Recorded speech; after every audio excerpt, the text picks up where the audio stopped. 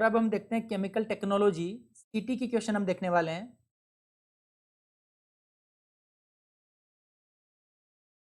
Chemical technology, okay. तो chemical technology का सबसे पहला क्वेश्चन जो है वो सिंपल था, सोप इंडस्ट्री पे बेस्ड एक क्वेश्चन आया था, हाइड्रोलाइसिस वाला। ठीक है, कि on hydrolysis of triglyceride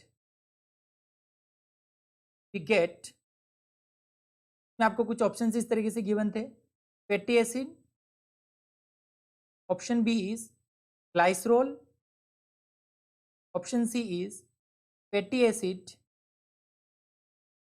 and glycerol. तो ये क्वेश्चन तो नॉर्मल क्वेश्चन था, ठीक है, आपको पता होगा ट्राइग्लाइसराइड को जब हाइड्रोलाइसिस करते हैं तो क्या मिलता है, और एक था पेंटेन, बेसिकली हाइड्रोकार्बन इन्होंने मेंशन कर दिया।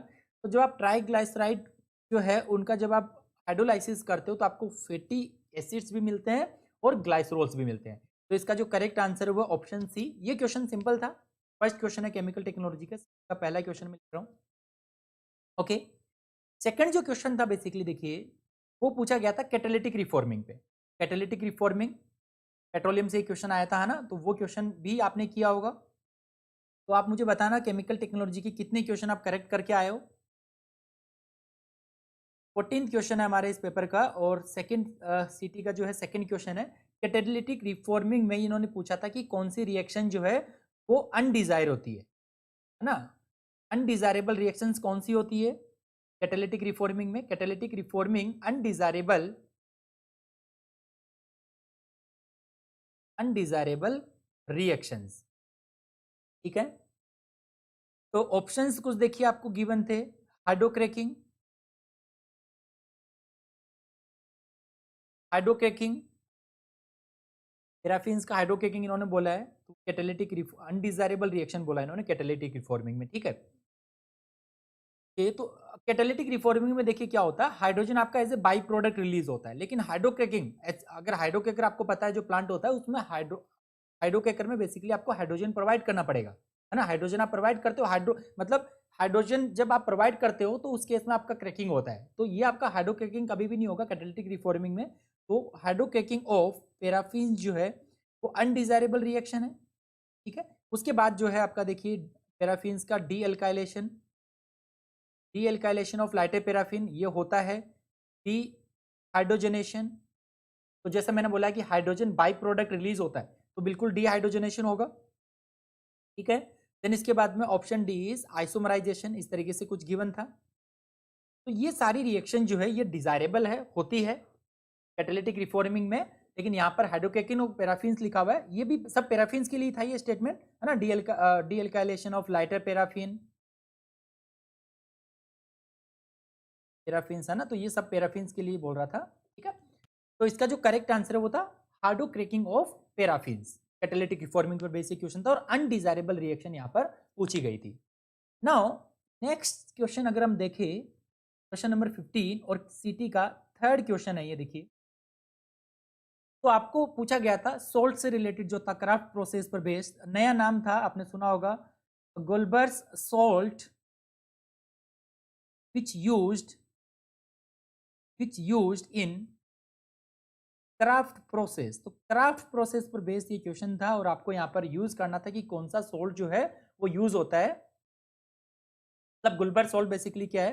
तो यहाँ पर देखिए मे भी आपने ये क्वेश्चन नहीं पढ़ा हो सकता है, तो इसमें जस्ट आपको क्राफ्ट प्रोसेस के बेसिस पे आंसर करना था। देखिए ऑप्शंस कुछ इस तरीके से गिवन था, Na2SO4.10H2O, देन उसके बाद गिवन था आपको NaOH, उसके बाद ऑप्शन सी जो गिवन था वो Na2CO3 सोडा एस, और ऑप्शन डी कुछ और बना लो आप, है ना।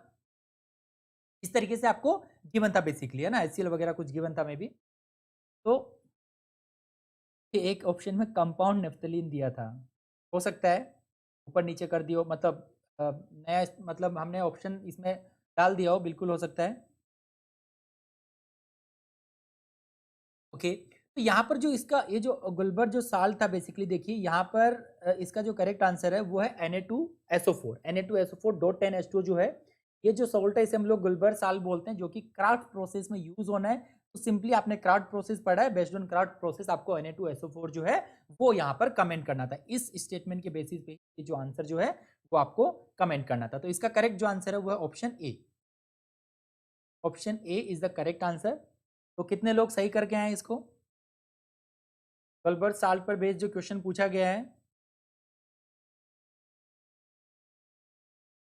बस 4 क्वेश्चन आए, तो टोटल 5 क्वेश्चन थे केमिकल टेक्नोलॉजी में। नेक्स्ट मैं लिख रहा हूँ, देखिए क्वेश्चन नंबर 16। क्वेश्चन नंबर जो 16 है, देखिए केमिकल टेक्नोलॉजी का 4th क्वेश्चन है ये मैच द कॉलम वाला क्वेश्चन था। ये थोड़ा अलग हट के नया क्वेश्चन इन्होंने फ्रेम किया। ये भी प्रीवियस क्वेश्चन की तरह अगर हम लोग देखें तो इसमें देखिए मैच द कॉलम में लेफ्ट हैंड साइड में हमें गिवन था nitric acid. Nitric acid means HNO3। Option Q, sorry second जो पॉइंट है क्यू के लिए, क्यू में गिवन है फॉस्फोरिक एसिड। फॉस्फोरिक एसिड, और फॉस्फोरिक एसिड क्या होता है? H3PO4, ये हम लोग पढ़ते हैं। देन आर में हमें गिवन है यहाँ पर पोटाशियम क्लोराइड।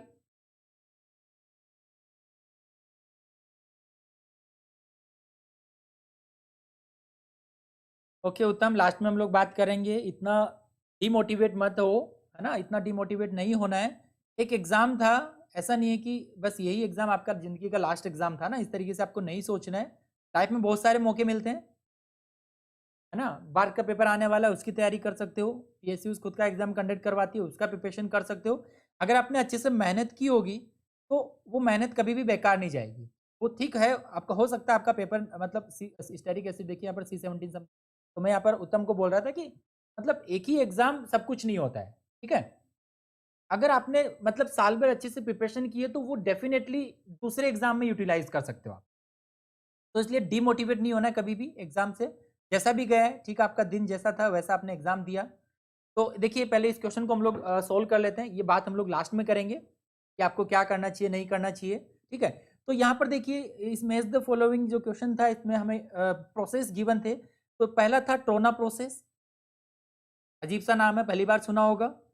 उसके बाद सेकंड था, ये भी आपको प्रोसेस गिवन है देखिए। इसके बाद एक ऑप्शन आपने बेसिकली सुना होगा, ये वाला जो है ओस्टवॉल जो प्रोसेस है, ये आपने डेफिनेटली सुना होगा। ये तो हर बच्चे ने सुना होगा कि ओस्टवॉल जो है वो प्रोसेस होता है नाइट्रिक एसिड के लिए। तो इसका ये वाला तो मैं पहले ही लिख देता हूँ यहाँ पर कि जो ओस्टवॉल प्रोसेस है ये नाइट्रिक एसिड के लिए होता है, ठीक है। देन इसके बाद में फोर्थ प्रोसेस जो लिखा हुआ था वो लिखा हुआ था हाइफा प्रोसेस। फिलिच प्रोसेस जो सेकंड था, पहला ट्रोना, देन फोर्थ जो है हाइफा ना। तो एक ऑप्शन तो आपको पता है, लेकिन सीटी में इस क्वेश्चन में अगर आपको कोई एक भी प्रोसेस का अगर और पता होता तो ये आप डेफिनेटली कर पाते ये क्वेश्चन, है ना। क्लोराइड, ओके, ये आप यहाँ पर क्लोराइड लिखा हुआ है। तो कितने बच्चे ठीक करके आए हैं?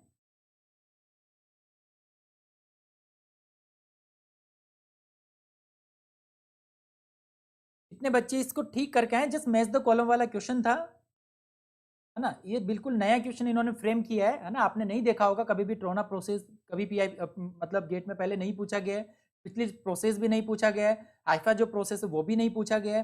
तो मैंने यहाँ पर पहले लिख दिया कि नाइट्रिक एसिड जो है उसमें तो हो गया 3, ये तो आपको पता चल गया, ठीक है। इसके बाद अगर हम लोग देखें यहाँ पर Q potassium sorry phosphoric acid जो है, फॉस्फोरिक एसिड जो है वो देखिए ये हाइफा जो प्रोसेस है ना, इससे बेसिकली बनाया जाता है। तो अगर आपको पता है अच्छी बात है, नहीं पता है तो कुछ नहीं बोल सकते उसके लिए। देन इसके बाद potassium potassium chloride, okay sorry R में, ओहो सॉरी सॉरी, क्यू में 1 होगा, सॉरी ट्रोना प्रोसेस। ये मैं पोटाशियम क्लोराइड का बेसिकली हाइपा प्रोसेस है, ठीक है। फॉस्फोरिक एसिड के लिए ट्रोना प्रोसेस है ये वाला। तो क्यू में 1 कीजिए, यहाँ पर करेक्ट कीजिए। उसके बाद उसके बाद आर में जो है वो बेसिकली आपका हाइपर प्रोसेस है। देन उसके बाद में स्टेरिक एसिड जो है उसके लिए ये पिचिल जो प्रोसेस है वो बेसिकली करेक्ट आंसर है। तो ये वाला क्वेश्चन जो है अगर आपने पढ़ा है तो ठीक है, कभी मे भी आपने ये प्रोसेस पढ़ा हो तो ये आपने बना दिया होगा। अगर 2 ऑप्शन भी आपको करेक्ट पता होंगे तो इसमें ये आपका ठीक हो गया होगा, अदरवाइज इसमें हम लोग कुछ नहीं बोल सकते हैं। है ना। इस तरीके के क्वेश्चन कभी कभी फ्रेम किए जाते हैं, नए क्वेश्चन बनाने होते हैं गेट आईआईटी वालों को, ठीक है। तो ये टोटल 4 क्वेश्चन मेरे पास थे, जहाँ तक मुझे याद है शायद 5 क्वेश्चन सिटी से पूछे गए थे, है ना। मैंने 4 ही क्वेश्चन यहाँ पर मेरे पास है, तो और क्वेश्चन आप शेयर कर सकते हो, कोई ऐसा क्वेश्चन जो आपको याद हो, ठीक है। ये जो पोटेशियम क्लोराइड वाला जो है ना, ये हाइपा प्रोसेस बेसिकली मतलब एक पेटेंट के बेसिस पे इन्होंने ये नाम चूज किया है ना, प्रोसेस का नाम, ठीक है।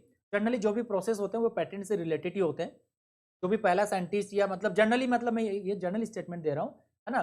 जो भी पहली बार लाइक कोई पेटेंट लेके आता है ना, तो उसी प्रोसेस उसी बेसिस पे उसका नाम बेसिकली निकाल दिया, ठीक है। तो